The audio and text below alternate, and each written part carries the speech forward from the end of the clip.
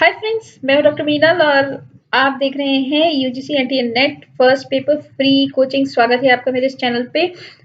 आज हम करेंगे टीचिंग एप्टीट्यूड का हमारा अगला चैप्टर जो कि है टीचर सेंटर टीचिंग मेथड, शिक्षक पर केंद्रित शिक्षण विधियां।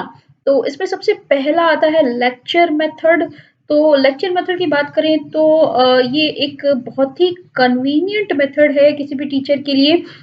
टीचर डोमिनेट करता है, इसमें टीचिंग डोमिनेटिंग मेथड है और बहुत सारे टीचर इसको प्रेफर करते हैं। इसके अंदर क्या होता है, टीचर सीधे सीधे क्लास में जाता है और जो भी टॉपिक है उससे रिलेटेड जो भी फैक्ट्स हैं, जो थियरीज हैं, प्रिंसिपल्स हैं, उनको एक्सप्लेन करता है ताकि जो लर्नर है उसे समझ सके, उस सब्जेक्ट को समझ सके।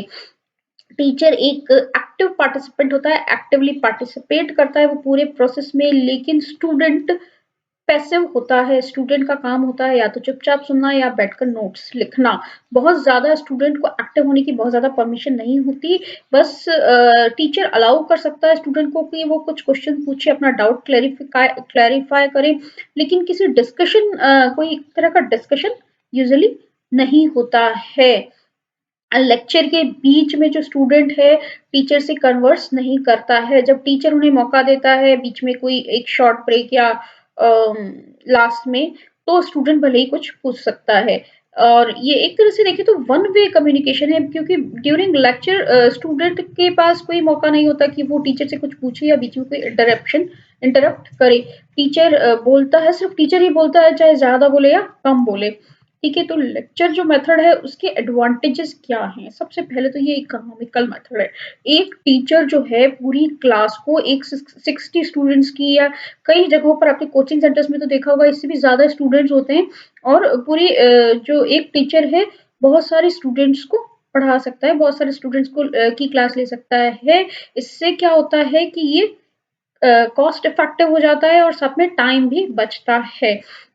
टाइम भी इसलिए बचता है क्योंकि एक टीचर को ही सब कुछ मैनेज करना है और अपना पूरा लेसन प्लान के साथ वो आता है, तो इस तरह से वो मैनेज टाइम पे जब एग्जाम आने हैं उस हिसाब से अपने टाइम पे प्लान के हिसाब से उसको मैनेज करता है।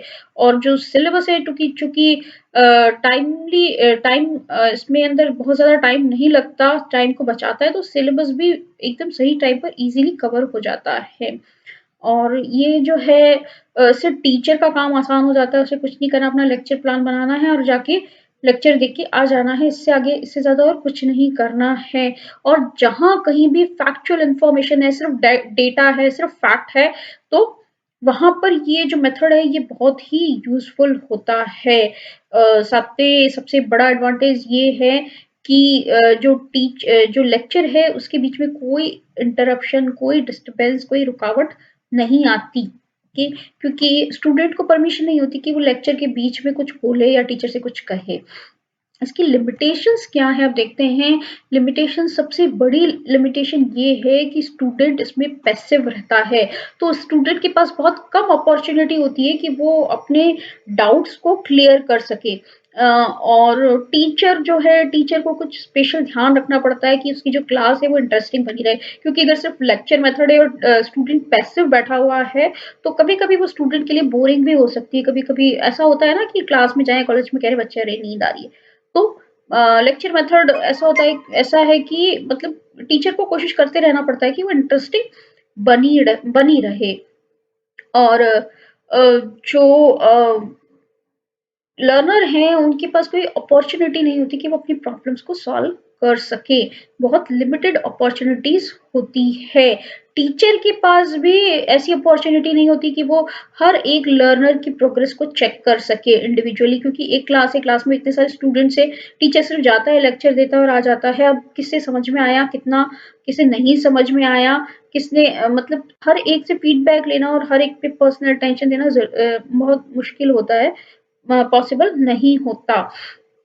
साथ ही ऐसा होता है कि क्लास में ऐसे कुछ स्टूडेंट्स हो सकते हैं जिनका किसी सब्जेक्ट में स्पेशल इंटरेस्ट है या कोई ज़्यादा इंटेलिजेंट है, स्पेशल एबिलिटीज़ हैं, तो उस पर ध्यान नहीं दिया जा सकता अगर इस तरह की मेथड से टीचिंग हो रही है। और साथ ही जो स्टूडेंट है उसको टीचर की स्पीड के साथ में चलना होता है। इंडिविजुअल जो उसकी स्पीड है, उसका जो पेस है, उसके हिसाब से कोर्स नहीं चलता। उसे टीचर के हिसाब से अपने आप को एडजस्ट करना होता है, जो कि ठीक नहीं है, क्योंकि सबकी एबिलिटी अलग-अलग होती है। कोई चीज़ मुझे जल्दी समझ में आई और किसी और को नहीं समझ में आई। कोई मैथमेटिक्स का ऐसा क्वेश्चन है जिसके बहुत सारे, कम से कम 20 प्रैक्टिस क्वेश्चंस मैं करूँ तब मुझे समझ में आएँगे। कोई ऐसा स्टूडेंट भी हो सकता है कि वो उसी क्वेश्चन को 2 बार प्रैक्टिस करने में ही समझ जाए। तो सबका स्पीड अलग-अलग होती है, पेस अलग-अलग होता है लर्निंग का, और उसके हिसाब से इस मेथड में एडजस्टमेंट नहीं किए जा सकते। अब इतनी सारी कमियों के बाद अ, क्या हम इसमें कर सकते हैं कि जो टीचिंग मेथड है, ये लेक्चर वाला टीचिंग मेथड, इसको हम थोड़ा-सा और इफेक्टिव बना लें? तो उसके लिए सबसे पहली चीज़ मोस्ट इम्पोर्टेंट जो है, जो टीचर है वो उसको चाहिए कि वो कभी भी अपने नोट्स को वर्ड टू वर्ड रीड नहीं करे, हमेशा अवॉइड करे। वर्ड टू वर्ड रीड करने से स्टूडेंट्स को समझ में नहीं आता है।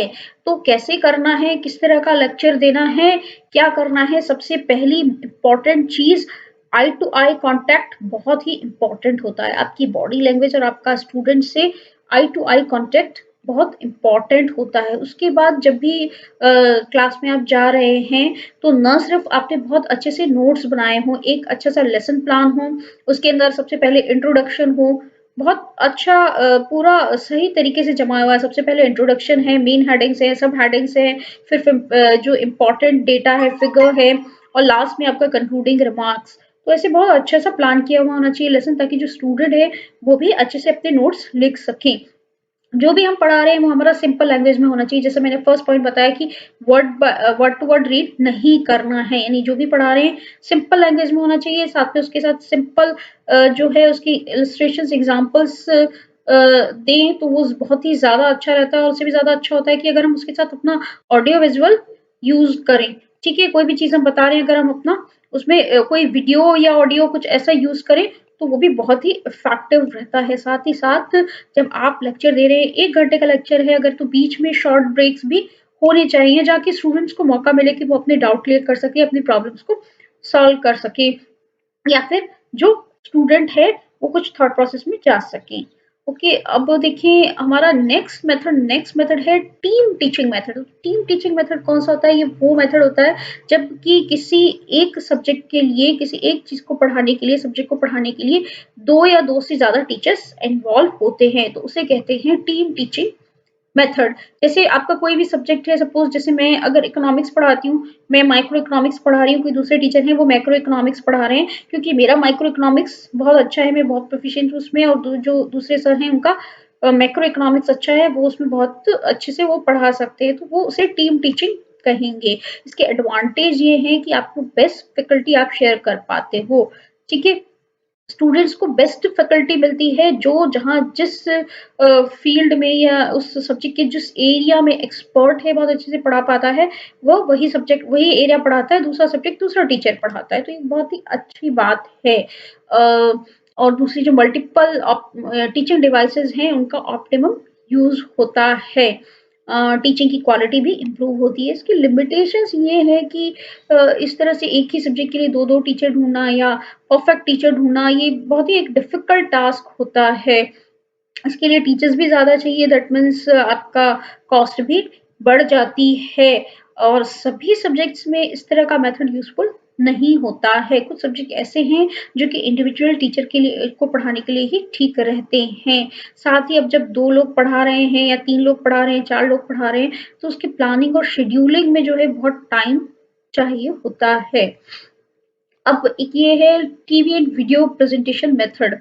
तो ये जो है हमारा लास्ट रहेगा, लास्ट मेथड है teaching methods, teaching teacher centre teaching methods का। टीवी वीडियो प्रेजेंटेशन में ऐसा है कि आपका कोई भी लेक्चर वगैरह जो है वो एक वीडियो या टीवी टेलीकास्ट के माध्यम से आप स्टूडेंट्स तक पहुंचा सकते हैं, यानी कि जो पूरा दुनिया है आपकी, जो पूरी दुनिया है वो आपके क्लासरूम में आ सकती है, और वो जो क्लासरूम है वो आपकी स्क्रीन पे होता है। कोई भी लेक्चर आप ये कोई भी लेक्चर या कोई भी टॉपिक जो कि आप टीवी या एक वीडियो प्रेजेंटेशन के माध्यम से या टीवी प्रोग्राम के माध्यम से देखते हैं, उसका सबसे बड़ी चीज यही होती है कि हम वर्चुअली पूरी दुनिया को अपने क्लासरूम में लेके आ सकते हैं। और वो जो क्लासरूम है वो क्या होता है, वो हमारी स्क्रीन होती है। तो एडवांटेजेस क्या है इसके? अ, तो इसका सबसे पहला एडवांटेज है कि आपके सब्जेक्ट से रिलेटेड जो बड़ी-बड़ी पर्सनैलिटीज़ हैं या बड़े-बड़े एक्सपर्ट्स हैं, आप उनको भी अपने क्लासरूम में लेके आ सकते हो। कोई भी ज्योग्राफिकल बाउंड्रीज़ के कोई भी बैरियर नहीं होते। वो जहाँ पे है वहाँ से वो अपना वीडियो बना के भेज सकते हैं या वीडियो वहाँ से ही डायरेक्ट टेलीकास्ट हो सकता है उनका लेक्चर। तो ये सबसे बड़ा इसका यूज़फुल है। और साथ ही एक जो है, जो एडल्ट लर्नर्स हैं उनके लिए बहुत ही उपयोगी है। जो छोटे बच्चे हैं, एडोलेसेंट हैं, उनके लिए तो नहीं, लेकिन जो एडल्ट लर्नर हैं उनके लिए बहुत ही उपयोगी होता है। साथ ही आपका जो भी कोई लेक्चर चल रहा है तो उसमें सप्लीमेंट के तौर पर भी अपन इसको यूज कर सकते हैं। जैसे हम स्लाइड्स बना के बता सकते हैं, मॉडल 3D मॉडल्स जो है वो वीडियो में प्रेजेंट कर सकते हैं, एटसेट्रा। और ये जो है, जो लर्नर्स रिमोट एरियाज में रहते हैं उनके लिए इजीली एक्सेसिबल होता है। गांवों में या ऐसी जगहों पर जहाँ पर स्कूल कॉलेजेस नहीं हैं या टीचर की फैसिलिटी नहीं है, कोचिंग सेंटर्स नहीं है, तो वहाँ उन लोगों के लिए ये बहुत ही ज़्यादा उपयोगी होता है। कुछ ऐसे स्पेसिफिक सब्जेक्ट्स हैं जैसे एस्ट्रोनॉमी या ज्योग्राफी। अब एक एग्जांपल दे दूँ, आप ज्योग्राफी में पढ़ रहे हैं कुछ, जैसे अगर आप वैली पढ़ रहे हैं, माउंटेन्स पढ़ रहे हैं, तो आप अगर टीवी या वीडियो प्रेजेंटेशन है तो आप उसको प्रैक्टिकली दिखा सकते हैं कि ये कैस्पियन सी है, यहाँ से ये ऐसा कैस्पियन सी है, ये ऐसी वैली बनी है, इस तरीके से। अब लिमिटेशंस क्या है? सबसे बड़ी एक इसकी लिमिटेशन है कि टू वे कम्युनिकेशन नहीं पॉसिबल है। बहुत ही कम पॉसिबिलिटी है टू वे कम्युनिकेशन की। सिर्फ वन वे कम्युनिकेशन होता है। अगर स्टूडेंट के दिमाग में कोई डाउट है या कोई क्वेश्चन है तो वो उसे नहीं पूछ सकता, क्योंकि ये टू वे नहीं होता है। और जो शेड्यूल है वो उसका थोड़ा कॉम्प्लिकेटेड होता है, उसको एडजस्ट करने में मुश्किल होती है। टेलीकास्ट कब करना है, कैसे करना है कि सभी के लिए सूटेबल हो, तो ये थोड़ा-सा मुश्किल रहता है। तो आज के वीडियो के लिए इतना ही। अगले वीडियो में हम करेंगे ऑफलाइन मेथड्स ऑफ टीचिंग। तो तब तक के लिए stay tuned and keep watching NTA net.